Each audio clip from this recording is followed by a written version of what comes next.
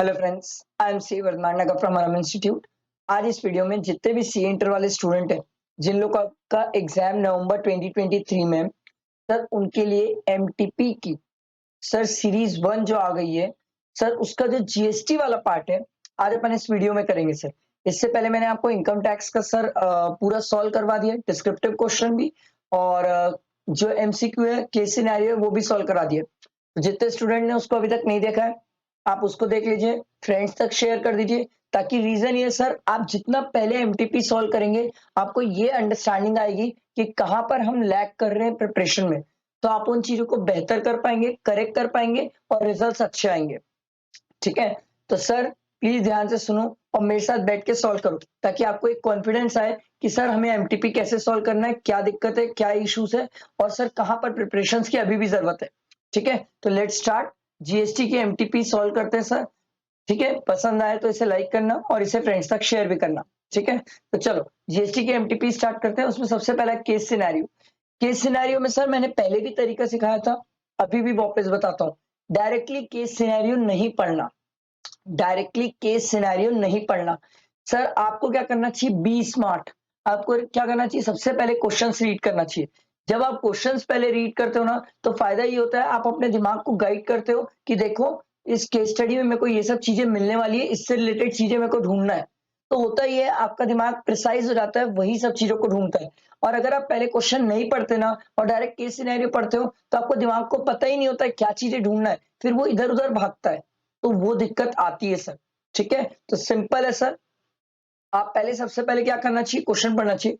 आपकी कोई और भी टेक्निक हो तो नो इश्यूज, बट मुझे लगता है ये टेक्निक ज्यादा काम आएगी आपके दिमाग को सही तरीके से गाइड करने में। ऐसे ही टैक्स का पेपर बहुत बल्कि होता है, लोगों से मिस्टेक होती है बहुत सारी चीजें याद रखने में। अगर आप प्रॉपर गाइड करके दिमाग को चलोगे तो कोई दिक्कत नहीं आएगी, फंसोगे नहीं सर।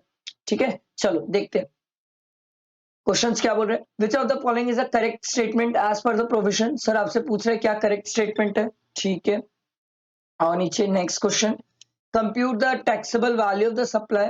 ठीक है, फिर bye which date Chanchal should apply for the revocation of cancellation of registration, ये पूछ रहा है। ठीक है, maximum time permissible for rectification of error, ये पूछ रहा है सर। ठीक है, रेक्टिफिकेशन ऑफ एरर से रिलेटेड बातें हैं sir, committed in the monthly return of June. Determine the following services provided bye Chanchal and her hospital is exempt है कि नहीं, ये पूछ रहे हैं सर। ठीक है, उसके बाद तो इंडिपेंडेंट क्वेश्चन स्टार्ट हो जाते हैं। अच्छा, एक चीज और मस्त वाली बात है, पता है, जब भी आप कोई क्वेश्चन देखते हो ना केस सिनेरियो में, तो उसकी सबसे बेस्ट बात क्या होती है पता है, उसके सीक्वेंस में आपको ऊपर चीजें मिलती है। मैं आपको प्रूव करता हूँ, देखो क्वेश्चन क्या बोल रहे हैं, which of the following is a correct statement as per the provision of CGST act 2017। आओ इससे रिलेटेड ऊपर देखो। Miss Chanchala is a doctor registered under GST as a monthly return filer having inpatient facility. Inpatient facility मतलब sir वो hospital में admit है, उसके inner hospital. She availed interior decoration services from her spouse without any consideration being paid. देखो क्या spouse related में covered है, yes spouse related में कवर्ड है। हम पढ़ के आए sir, import of services without consideration in the course of furtherance of business from a related person, क्या वो टैक्सेबल होती है, यस वो टैक्सेबल होती है। Simple. She also availed IT related services from her sister in law. Sir sister in law के related में covered है, no not covered. Without any consideration both services were for the purpose of profession, तो ये taxable नहीं होगी sir, ये taxable है as per schedule 1। आई बात समझ। अब आओ देखो, इसी से रिलेटेड क्वेश्चन है, which of the following is a correct statement, services availed from her spouse is a deemed supply, yes it's a deemed supply, तो क्या ये टैक्सेबल है, यस सही है statement. Services availed from her sister in law is a deemed supply, no वो taxable नहीं है। Services availed from her spouse is not a deemed supply, sir ये भी गलत है statement. Services availed from her sister in law is a deemed supply, is not a deemed supply, yes sir. तो ये दो statement क्या हो जाएंगे, सही है, क्योंकि सर इंपोर्ट और सर्विस से रिलेटेड हमने क्या लॉ पढ़ा है कि सर अगर विद कंसिडरेशन है तो वो तो आंख बंद करके टैक्सेबल है, सोच के रहो। विदाउट कंसिडरेशन है तो हम ये देखते हैं सर कि इंपोर्ट ऑफ सर्विस है, in the course of furtherance of business है, रिलेटेड पर्सन से है, तो उस केस में वो टैक्सेबल है। अदरवाइज वो टैक्सेबल नहीं है क्योंकि वो शेड्यूल 1 में कवर हो जाएंगे। तो सर इसके हिसाब से हमारा ऑप्शन क्या हो जाएगा? First option. आया समझ? चलो और नेक्स्ट क्वेश्चन में मूव करते हैं। अब देखो अगला है वैल्यू ऑफ सप्लाई। अब देखना सीक्वेंस में मिलेगी चीजें।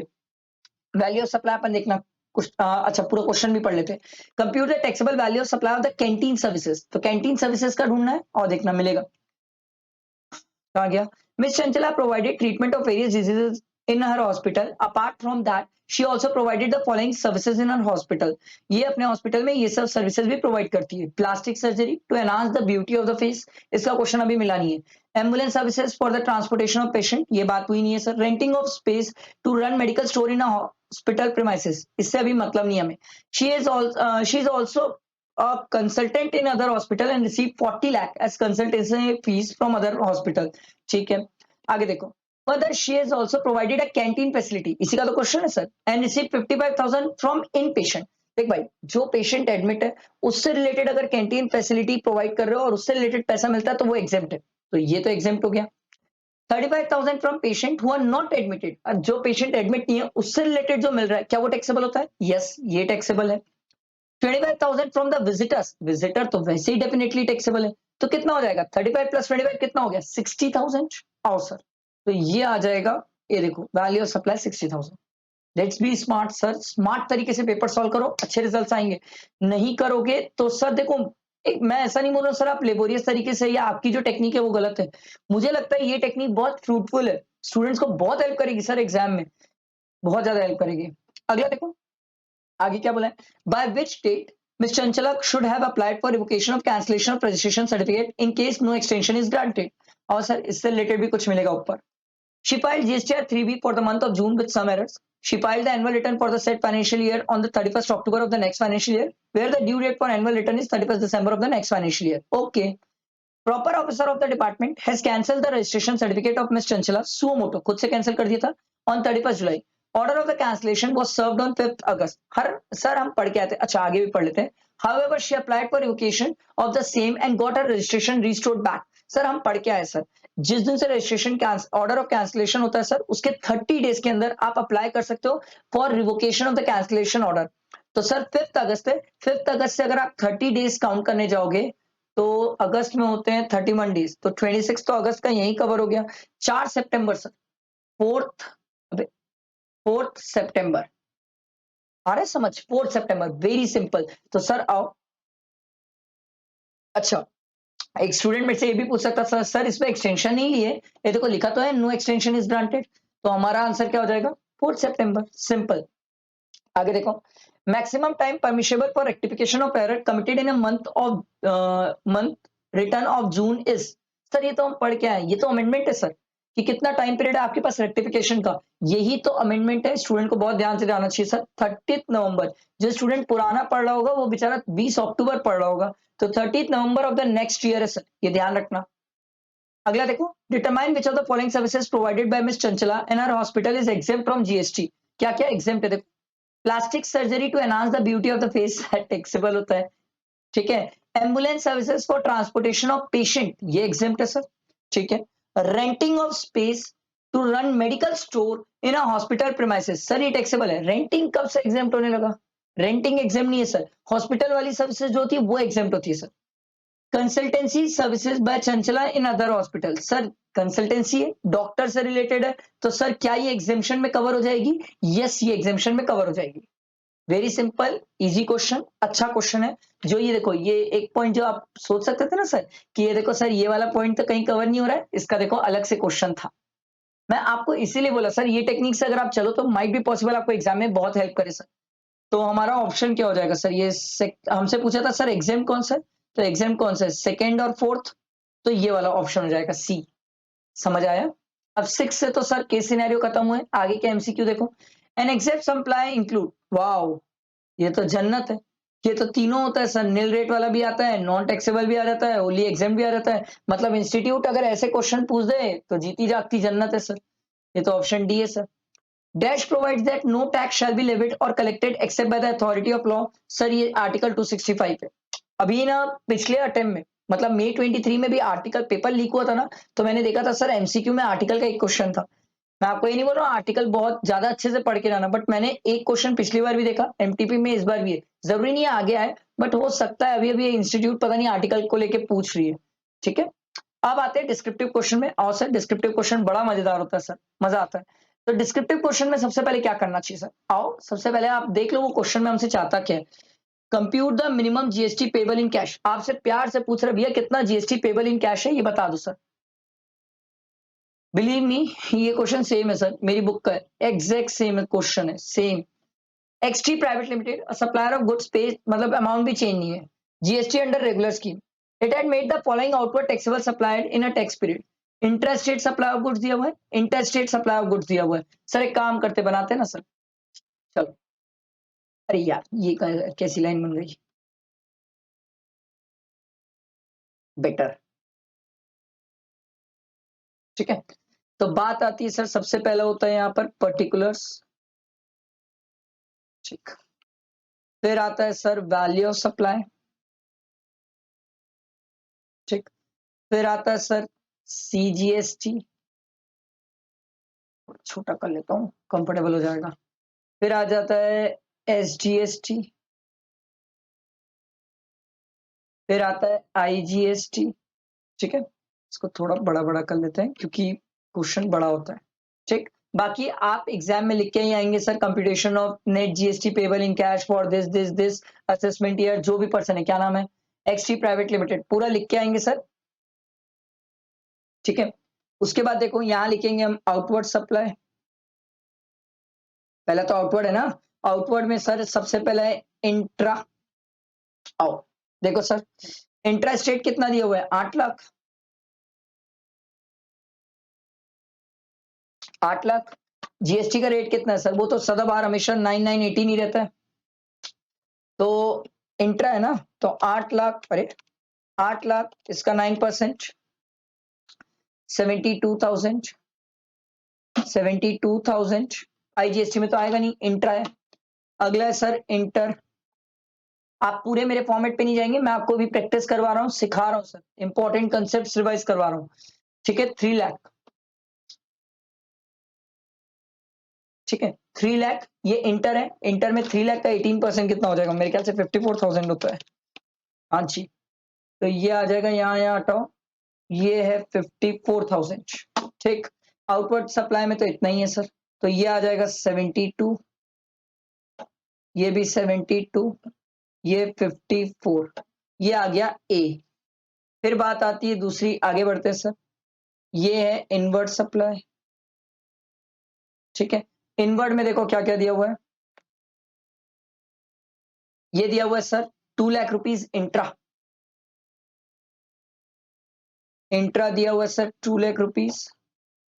ठीक है, तो 2 लाख का 9% कितना हो जाएगा सर, 18,000। 18,000। फिर है सर इंटर।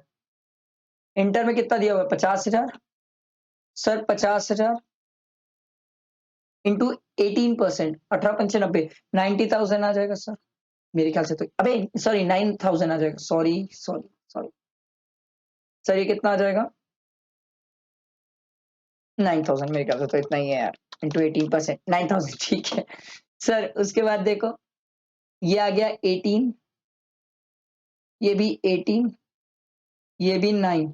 अगर आप इस फॉर्मेट से कर सको तो बेस्ट है एग्जाम में, बस सेंटेंस पूरा पूरा लिखना है, ये सेंटेंस मैंने पूरा पूरा नहीं लिखा है सर। ठीक है, बाकी सर इसमें ओपनिंग बैलेंस भी है हमारे पास।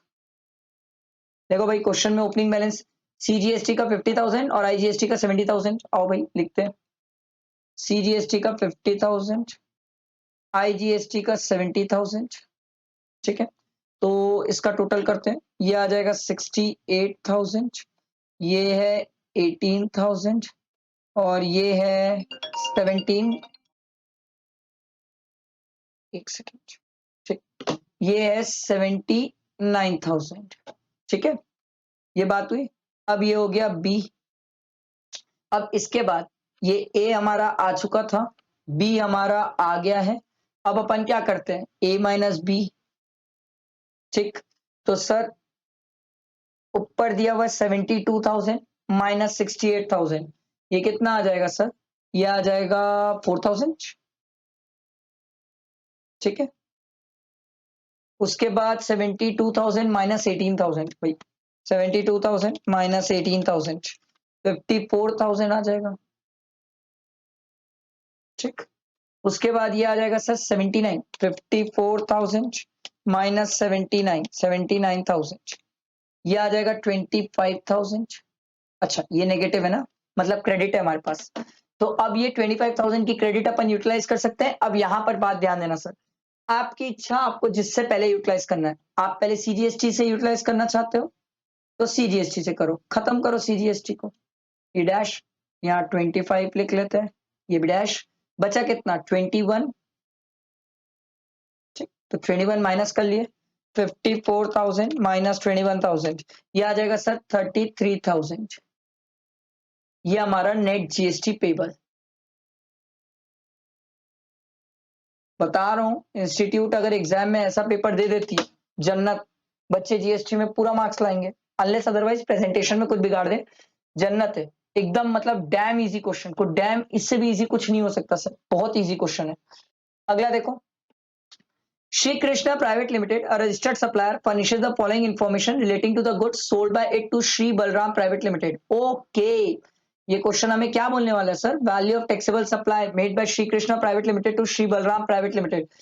वैल्यू ऑफ सप्लाई निकालने बोल रहा है sir. Price of the goods देखो कितना दिया हुआ है 1 लाख। एक काम करते हैं, लिखते जाते हैं, हाथों हाथ निकाल लेंगे। म्युनिसिपल टैक्स देखो, अच्छा आगे लिखा हुआ एक बात है, excluding taxes and other charges mentioned in point number 3, 5 and 6, 3, 5 और 6 को मतलब प्राइस ऑफ द गुड्स में एडजस्ट नहीं किया गया, तो ठीक है सर। म्युनिसिपल टैक्स है सर। अब बात ये आती है सर, क्या municipal tax value of supply में ऐड होगा? सर म्युनिसिपल टैक्स तो ऐड होता ही है ना सर, तो ये म्युनिसिपल टैक्स तो ऐड हो जाएगा। हम पढ़ के आए इंक्लूजन में टैक्सेस, वो जीएसटी वाले टैक्सेस को हटाते हैं, बाकी सब टैक्स ऐड करते हैं, तो म्युनिसिपल टैक्स ऐड हो गया। अगला है इंस्पेक्शन चार्जेस, सर क्या ये भी ऐड होता है? यस, इंस्पेक्शन चार्जेस भी ऐड होता है। अगला दिया हुआ है subsidy receive from Shri Ram trust. ठीक है, प्राइवेट सब्सिडीज है, गवर्नमेंट सब्सिडी होती है तो सर उसको क्या बोलते हैं, देखो सब्सिडी का तो बहुत इंपॉर्टेंट पॉइंट होता है। गवर्नमेंट सब्सिडी है तो वैल्यू सप्लाई में नहीं आती है, प्राइवेट की सब्सिडी है तो सर वो वैल्यू सप्लाई से माइनस नहीं हो सकती है। ठीक है, और अगर आपने माइनस किया तो उसको एड बैक कर देना। तो subsidy is directly link to the goods supplied. मैंने हमेशा स्टूडेंट को एक बात बोली है, अगर सब्सिडी का पॉइंट दिखे ना तो नीचे आके ना कभी भी पढ़ा करो नोट, क्योंकि नोट मिलेगा सर। नोट है price of the goods is net of the subsidy receive, मतलब जो सब्सिडी रिसीव हुई है वो पहले ही प्राइस में एडजस्टेड है। तो अपन क्या करेंगे सर, ये प्राइवेट की सब्सिडी है तो इसको अपन क्या कर लेंगे, ऐड, ये भी ऐड, ये भी ऐड। ठीक है, उसके बाद देखो late fee for delayed payment inclusive of GST. आहा, inclusive of GST, very nice. कभी भी याद रखना, इंटरेस्ट ऑन डिलेड पेमेंट दे दे या लेट फीस दे दे तो इनमें हमेशा जीएसटी इंक्लूडेड होता है। कभी भी ना इसमें से जीएसटी हटाना, मतलब कहने का मतलब ये 1000 डिवाइडेड बाय 118 इंटू 100 करना, तो आपको पता चलेगा बिना जीएसटी के अमाउंट कितना है। ये एक सबसे बड़ा स्कैम है एग्जाम में, स्टूडेंट हमेशा फंसता है क्योंकि वो ये भूल जाता है कि लेट पेमेंट और इंटरेस्ट ऑन डिलेड पेमेंट में जीएसटी पहले ही इंक्लूडेड होगा। ठीक है, ये चीज का ध्यान रखना। Shri Balram private limited paid the late fees, however this charges are ultimately waived by, लो ये तो वेव कर दिया, तो ये तो हमें कुछ दिमाग ही नहीं लगाना है, छोड़ो, टेंशन ही नहीं, बात ही खत्म। वैसे ये क्वेश्चन मेरी बुक का ही है। वेटमेंट charges, such charges were paid by Shri Balram Private Limited to Radhe Private Limited on behalf of the Shri Krishna Private Limited। Sir ये ऐड हो जाएगा, कोई किसी के behalf में पे कर रहा है सर, वैल्यू ऑफ सप्लाई में ऐड हो जाता है सर, ये इंक्लूजन्स में पढ़े हम, तो ये कितना आ जाएगा sir, 1 lakh plus 2000 plus 15,000 plus 50,000 plus 2000, ये आ जाएगा सर 1,69,000। समझ आया? ये आपका क्या आ गया, वैल्यू ऑफ सप्लाई आ गया। क्लियर हुआ सबको, बैठा दिमाग में? आओ नेक्स्ट क्वेश्चन देखते हैं, 2 का भी देखते, ध्यान दो। देखो बी वाला क्या बोल रहे हैं, determine whether the suppliers in the following cases are eligible for composition levy under the section 10(1), 10(2) of the CGST act 2017 provided their turnover in the preceding year does not exceed 1.5 crore. मतलब पिछले बार उनका, पिछले साल उनका 1.5 करोड़ से टर्नओवर एक्सीड नहीं किया। देखो भाई, more enterprises is engaged only in trading of paan masala. ओ भाई सर, कंपोजिशन स्कीम में अपन पढ़ के आए सर, पान मसाला सर नोटिफाइड गुड्स में आ जाता है, बट सर याद है पान मसाले का मैन्युफैक्चरर कंपोजिशन स्कीम नहीं ले सकता, ट्रेडिंग वाला पर्सन तो ले सकता है। इसका क्वेश्चन एमटीपी में 2023 में भी है, अभी भी पूछा है, सेम क्वेश्चन है, नाम बदल दिया है। सर अच्छा पॉइंट है, आपको एग्जाम में ध्यान रखना चाहिए। ट्रेडर है, पान मसाले का मिल जाएगा। सर मैन्युफैक्चरर होता तो नहीं मिलता, ध्यान रखना। Sugam manufacturer has registered office in Punjab and Haryana and sell the goods manufactured by it in the neighboring state. भैया भैया सुनो सुनो, आप इंटर स्टेट नहीं ट्रांजेक्शन्स कर सकते। अगर आपको कंपोजिशन लेवी लेना है तो inter state transactions are not allowed. Sir inter state तो तब अलाउ होता है सर जब सेम पैन नंबर से हो। अब यहाँ पर सेम पैन नंबर तो दिया नहीं है सर, वो तो बेच रहा है किसी दूसरे पर्सन को, बेच रहा है। तो इस केस में, ये वाले केस में, सुगम वाले केस में ये कंपोजिशन लेवी नहीं ले पाएगा। फर्स्ट वाले केस में तो ले सकता है क्योंकि वो ट्रेडर है, सेकंड वाले केस में नहीं ले पाएगा। अगला क्वेश्चन देखो, Uday Singh a registered supplier has received advance payment with respect to services to be supplied to Siramal. His accountant asked him to issue the receipt voucher. Sir मई 23 के एमटीपी का सेम क्वेश्चन है, सेम। एडवांस पे किया है, बाद में services के लिए कैंसिल हो गया, तो सामने वाले को क्या इशू करना पड़ेगा? Sir refund voucher. Same question है, अगर कोई स्टूडेंट किया होगा तो सेम, ठीक है। आगे ध्यान दो, इसीलिए बोल रहा हूँ सर, लास्ट 3 अटेम्प्ट के आरटीपी एमटीपी देख के जाना, नहीं देखोगे बवाल कर दोगे sir. Mister x a registered person has caused movement of goods of the consignment value exceeding। Sir मेरे को ऐसा लग रहा है इंस्टीट्यूट आलस में क्या कर दिए, कॉपी पेस्ट कर दिए सर। ये पिछले बार की एमटीपी का क्वेश्चन है सर, 50,000 और however after generation e-way bill he found a mistake in the e-way bill and want to edit it। Sir E way bill edit नहीं होता सर, ई वे बिल तो कैंसिलेशन होता है सर, और वो भी 24 आवर्स के अंदर आप कैंसिल कर दो ई वे बिल, न्यू ई वे बिल जनरेट कर लेना सर। ये सेम क्वेश्चन है पिछली बार के एमटीपी आरटीपी का सर। अगला देखो, GST is payable on advance receive for the supply of goods and services taxable under forward charge. हाँ ये नया क्वेश्चन हुआ ना। Do you agree with this statement? No, नहीं सर। एडवांस के केस में, गुड्स के केस में, सप्लाई ऑफ गुड्स के केस में एडवांस अगर मिलता है तो टैक्सेबिलिटी नहीं होती है। हाँ सर्विसेज में एडवांस के केस में टैक्सेबिलिटी आती है, प्रोवाइडेड इनवॉइस अगर 30 डेज के अंदर हो गया होगा तो invoice of payment whichever is earlier, और 30 डेज के अंदर नहीं हुआ होगा तो completion of payment whichever is earlier. Goods के केस में तो सर एडवांस मिल भी गया होगा तो टैक्सेबिलिटी नहीं आती। उस केस में हम ये देखते हैं sir, date of issue of invoice या फिर जिस दिन सेक्शन 31 के हिसाब से इनवॉइस इशू कर देना चाहिए था, दोनों में व्हिचएवर इज अर्लियर देखते हैं सर। बहुत सिंपल, अच्छा क्वेश्चन है, थ्योरी क्वेश्चन है sir. If the return has been filed, how can it be revised? Sir GST के रिटर्न रिवाइज नहीं होते सर, अमेंड होते हैं। जीएसटी के रिटर्न रिवाइज नहीं होते, अमेंड होते हैं। और अमेंड से रिलेटेड सर लॉ बहुत सिंपल है सर, कि आपको टाइम लिमिट के अंदर अमेंड कर सकते हो, नेक्स्ट फाइनेंशियल ईयर के टाइम लिमिट के अंदर अमेंड कर सकते हो। बहुत simple straight forward theory question है सर, कोई टेक्निकल है ही नहीं, कुछ है ही नहीं। इतना इजी पेपर देते स्टूडेंट जन्नत है सर, जीएसटी में पूरा मार्क्स लाएंगे सर, एक्सेप्ट कोई थ्योरी लिखने में मिस्टेक कर दे, अदरवाइज तो पूरे मार्क्स आएंगे। आई होप आप लोगों को समझ आया होगा, ये मैंने आप लोगों की एमटीपी सॉल्व कराई। इन केस अगर फिर भी कोई डाउट्स हो, क्वेरीज हो, कोई चीज नहीं समझ आई तो आप बिंदास मुझसे पूछ सकते हैं, मैं आपकी हेल्प करूंगा, जरूर हेल्प करूंगा सर। टेलीग्राम में कनेक्टेड रहो, व्हाट्सएप पे कनेक्टेड रहो, मैं आपकी जरूर हेल्प करूंगा, ठीक है। चलो सब अच्छे से पढ़ो, अभी जीएसटी और इनकम टैक्स का मैराथन आना बचा है, साथ में बैठ के मैराथन भी करेंगे, और एमटीपी भी आनी बची है एक और, तो वो भी साथ में करेंगे। चैनल में बने रखना और फ्रेंड्स तक शेयर करना इसको, ठीक है, और लाइक करना सर, इससे मुझे भी मोटिवेशन मिलेगा, ठीक। चलो थैंक यू फ्रेंड्स।